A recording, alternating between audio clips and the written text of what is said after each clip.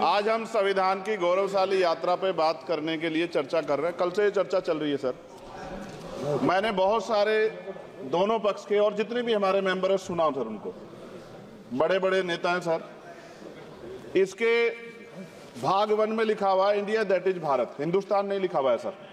लेकिन सारे नेता संविधान पे चर्चा कर रहे हैं लेकिन हिंदुस्तान ही कहेंगे, भारत कहने की हिम्मत नहीं जुटा पा रहे हैं। ये बड़ा सवाल है सर कि क्या संविधान के हिसाब से बात रखी जा रही है। मैं धन्यवाद दूंगा फूले साहू बाबा साहब अम्बेडकर को और मेरे नेता मान्यवर साहब श्री काशीराम को। 25 नवंबर 1949 को संविधान को सौंपते हुए डॉक्टर बाबा साहब अम्बेडकर ने कहा था कि 26 जनवरी 1950 को हम विरोधाभास भरे जीवन में प्रवेश करने जा रहे हैं। राजनीतिक जीवन में तो हमारे पास समानता होगी, लेकिन सामाजिक और आर्थिक जीवन में असमानता होगी। क्या ये चुनौती आज 75 साल बाद दूर हुई है? भारत ने 26 जनवरी 1950 को संविधान लागू होने के साथ खुद को एक संप्रभु लोकतांत्रिक और गणतांत्रिक राज्य होने का ऐलान किया। लेकिन सर उस समय संविधान की स्थिति ये थी कि जैसे गांव का कोई आदमी, मैं 50 की बात कर रहा हूं, वो 50 साल पहले शहर में आ जाता और बड़े लोगों की महफिल में चला जाता, उस जहां वो खाना खा रहे हो, और वो टेबल पे नैपकिन को खा के जो है कि कहता कि ये तो फीका, क्योंकि वो जानता ही नहीं था, वो समझता नहीं था संविधान को, संविधान है क्या। संविधान उसके लिए महज दस्तावेज था।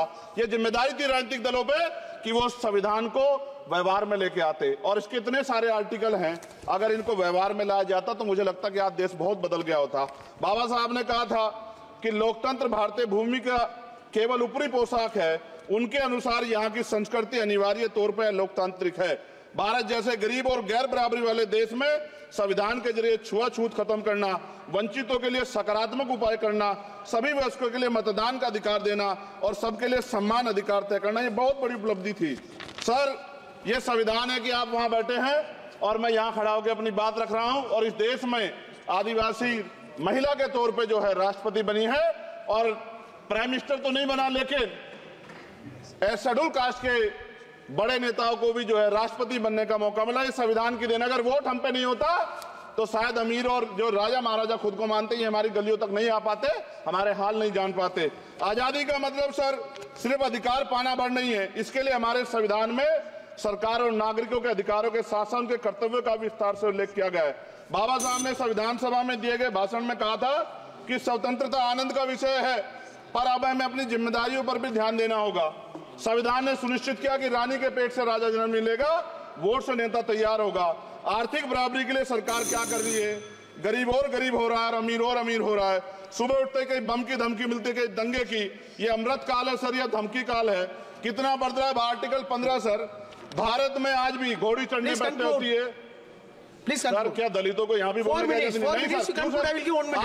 सर? अगर सबको 4 मिनट दे दो, मुझे दे दो। ये भेदभाव नहीं चलेगा दलितों के साथ। Time is 4 minute. Don't waste भाई सर, आप चेक करो, अगर सबको 4 मिनट दिए तो आप मना करो, मैं बंद कर देता हूँ इसको।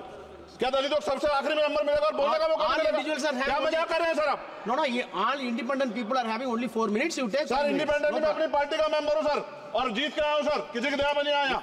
Take 1 minute and finish sir. कल भी बोले तो एक दलीय पार्टी के लोग, आप मौका दो सर। मूछे रखने पर हत्या होती है, महिलाओं पे, छोटे मासूम बच्चों पर रेप हिंसा होती है। एनसीआरबी का डाटा देकर डर लगेगा। यही 1 किलोमीटर में संविधान को जला गया, और महाराष्ट्र के परभनी में अभी भी संविधान को नष्ट किया गया, उसकी कॉपी को। आर्टिकल 25-26 में संविधान में सभी को धार्मिक आजादी। कहाँ है दलितों की, मुसलमानों की, जैनों की, बौद्धों की, ईसाइयों की? छत्तीसगढ़ में सतनामी समाज को संविधान की अपनी धार्मिक आजादी के आधार पर जो है उनको अपमानित करके जेल में बंद कर दिया। संभल, अजमेर, अयोध्या सब इसका उदाहरण है। आज ये सरकार आलोचना डरती है। कितने लोग जेल में बंद है? मिरान हैदर, खालिद सैफी, उमर खालिद खान, सिफा खान, गुलफ्शा फातिमा और आजम खान साहब राजनीतिक विरोध में बंद है। सरकार यहाँ बैठी है, सरकार सामाजिक न्याय की बात करती है। बताए कितने दलित मुख्यमंत्री बना रखे आपने? 13 ज्यादा सरकार स्टेट में सरकार है। कितनी महिला मुख्यमंत्री है? आपकी सरकार ने सुप्रीम कोर्ट के आदेश के बाद रिजर्वेशन प्रमोशन में जारी नहीं किया, और ओबीसी को पॉलिटिकल रिजर्वेशन आप देंगे नहीं देंगे, आप बताने का काम करें। मैं 75 साल की गौरव यात्रा में हम एक सभ्य समाज नहीं बना पाए, इसलिए जाति आधार पर SC ST OBC के बच्चों को प्राइमरी स्कूल से लेकर उच्च संस्थानों में भेदभाव किया जाता है। सरकार निरंकुश हो गई, कोई बुलडोजर से कार्रवाई करता है। कल मंत्री जी ने कहा हमने राष्ट्रीय पिछड़ा वर्ग आयोग बनाया, 69 शिक्षक भर्ती में उसकी सिफारिशों को नहीं माना। EWS के जरिए आपने संविधान पे आरक्षण के प्रावधान पे हमला किया। 1 मिनट में खत्म कर रहा हूं sir.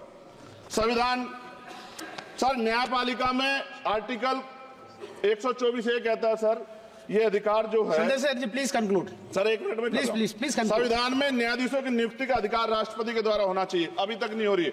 All India judicial service commission कब बनेगा? क्या चंद परिवार ही सर जज बन सकते हैं?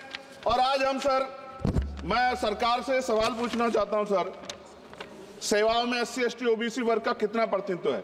भारत सरकार के मंत्रालयों के अधीन PSU में, बैंकों, बीमा कंपनियों में और स्वच्छता संस्थानों में आउटसोर्स तथा कॉन्ट्रैक्ट पर वर्तमान कार्यरत कर्मचारी कुल कितनी संख्या है? आउटसोर्स और कॉन्ट्रैक्ट में कार्यबल SC ST OBC कितना प्रतिशत है? निजी क्षेत्रों में कार्यरत कर्मचारी उनके SC ST OBC की वर्ग लाभ। सर खत्म कर, लास्ट पॉइंट सर। सर मैं फिर स्पष्ट तौर पर कह रहा हूं सर, यहां बैठे SC और OBC के मेंबर से कह रहा हूं सर, उनको सामाजिक जिम्मेदारी का ध्यान भी रखना चाहिए। पार्टी के प्रति वफादारी के साथ साथ अपने वर्गों के प्रति ईमानदारी भी रखनी चाहिए। ईमानदारी नहीं होगी तो उन वर्गों का भला नहीं हो सकता, और हमें बहुत सरकारों से उम्मीद नहीं है। बहुत बहुत धन्यवाद सर। Thank you. बहुत बहुत धन्यवाद सर।